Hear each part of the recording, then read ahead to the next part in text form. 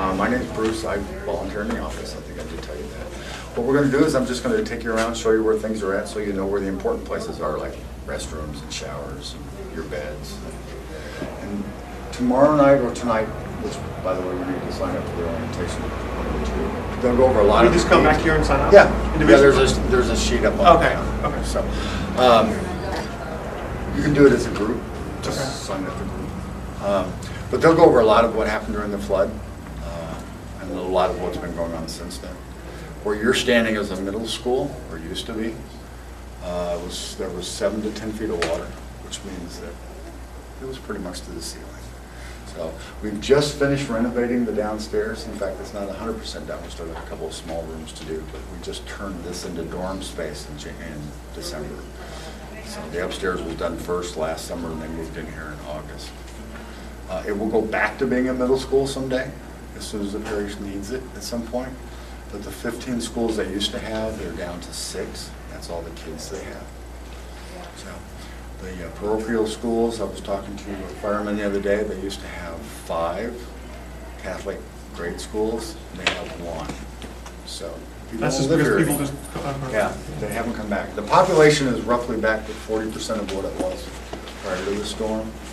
But a lot of the younger families moved away, got settled, found a job, found a house, put their kids in school, and just haven't moved back.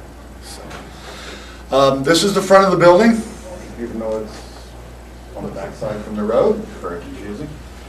Big board here, just information about different things going on. Here's the festival that's going on down the street. I'm not sure what time it ends today, but this area was settled initially by people from the Canary Islands, and Islanos is their ancestors. It's a group of people who are very proud, and they have some great food. And they cook it all too. So let's go down this way, and I'll show you where things are at. How am I doing there, cameraman? You're doing great. Okay. It's on YouTube tonight, by the way. I'm sorry? You don't mind if it's on YouTube tonight? Hey, I don't mind. I go on YouTube all the time. There are a couple actually, there are a couple of things from Camp Hope, but they're all old. Okay, we'll do the center. You all are staying, let me check your rooms for you. Room numbers on your badge. Okay, you guys are staying upstairs. You're staying upstairs. Okay, this is the center of the building. We call this the cross hall. There's one just like it upstairs. Basically, this building is a square figure 8 sort of thing. This room here, this first room with the light on, is the weight room. It's also a TV lounge. There's a weight machine, a Nordic track, and a treadmill. The next room where that young lady's standing outside the door is the orientation room. So that's where your orientation will be tonight. Dorm rooms are on both sides. There are 3 stairwells in the building. This is the center one. There's one in the back, and there's also one in the front. The restrooms are in the cross hall and in the back. In the cross hall, both downstairs and upstairs. The ladies is on this side, the men's is on that side. In the cross hall. In the back, the restrooms are opposite. Just be careful, okay? Because you don't want to go in the men's room. Trust me. You're right. Even though we keep them clean, you don't want to go in there. The showers are upstairs, and I'll show you that when we go upstairs, but I'll take you outside first, so I can show you where the dining hall is and a couple other things. And any questions so far? We're good? Tom, we'll go anytime you want. I think I've got this tour thing figured out after 5 minutes. Thank you. You're welcome.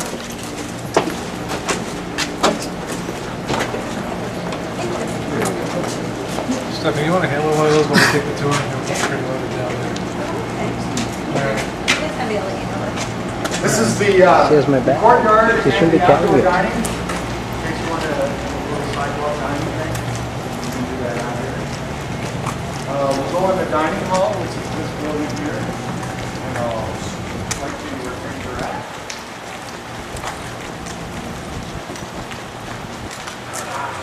After you. Thank you. You're welcome.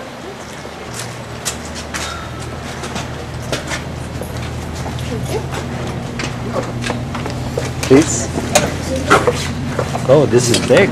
This building is open 24 hours a day. This part is open 24 hours a day. You can come over anytime you want.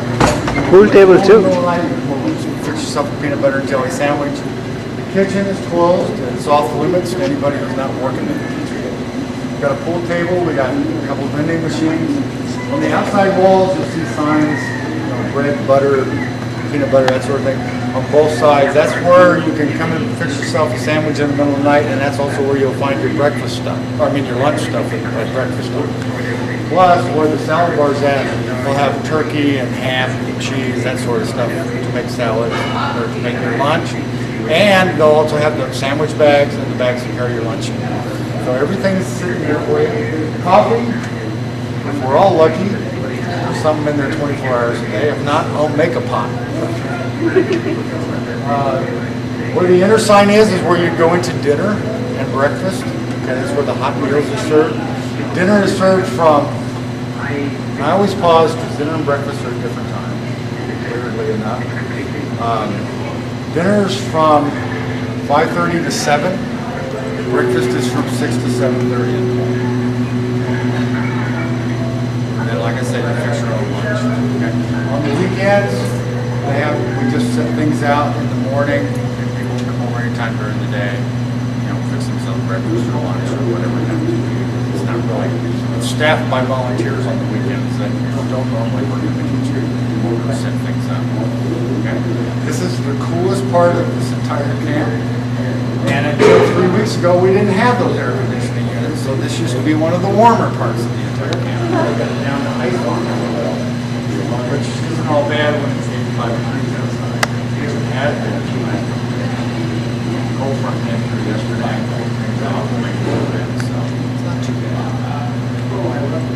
Every night at dinner time, local residents come and have dinner with us. You're more than invited to sit down and talk to them about what life's been like down here for the last 2 years. Some of them are still living in trailers, still have not gotten their houses fixed. So they've been through a lot. They're very strong and tough, but they have their moments. You know. It's been really hard on them. Watching their entire world wash away. This parish is 47 square miles, and it was, except for 4 houses, completely covered in water. There were 4 houses up by the river that sat on a little bit high ground that were wet, but not covered. There was anywhere from 7 to 20 feet of water in the parish, and it stood for up to 3 weeks. So it was a mess. They spent the first 6 to 9 months after the storm just cleaning up. That's all they did. There was no construction going on. They were just cleaning up the mess. Is the water that came here from the Mississippi, from the Gulf or from the Lake Pontchartrain or both? The water that came here came out of the Gulf. Okay, Lake Pontchartrain is to the north. Yeah. The water that came out of Lake Pontchartrain and the road over that and during the orientation, that went into the northern part of the city. Okay. Got shoved in that way. The water that hit this parish was when the levee gave away, and it's right over here a couple miles, and in comes a 20-foot wall of water. People were going from watching a little bit of water in their yards to being on the roofs of 2-story houses in less than 30 minutes. Oh my goodness. So it was pretty messy. It's still messy in spots, but they're making some progress. Things are going to get put back together, but it'll be years before it gets back to the way it was, if it ever gets back to the way it was. Any questions? Next stop, laundry room and designated spot.